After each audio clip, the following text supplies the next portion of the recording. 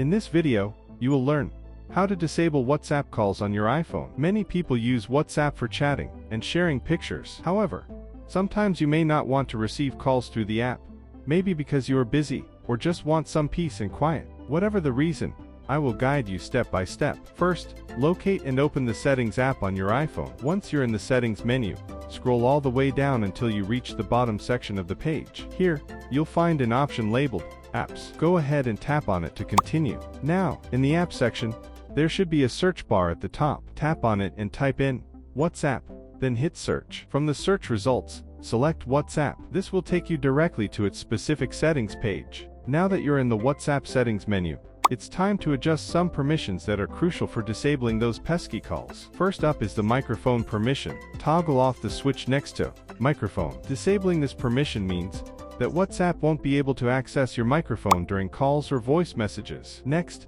let's move on to another important setting, the camera permission. Again, toggle off the switch next to camera. With this turned off, WhatsApp will not have access to your camera for video calls. If you're feeling extra cautious about notifications as well, you can also choose to turn off notifications. This step isn't mandatory but can help reduce distractions even further by silencing alerts from incoming messages or call notifications altogether. And there you have it. By following these simple steps, disabling both microphone and camera access, you've effectively disabled WhatsApp calls on your iPhone. So that wraps up this tutorial. If you have any questions about this whole process, please let me know in the comments section below. And if this video helped you out, please give it a big thumbs up and subscribe to this channel for more tutorial videos like this one. Thank you so much for watching.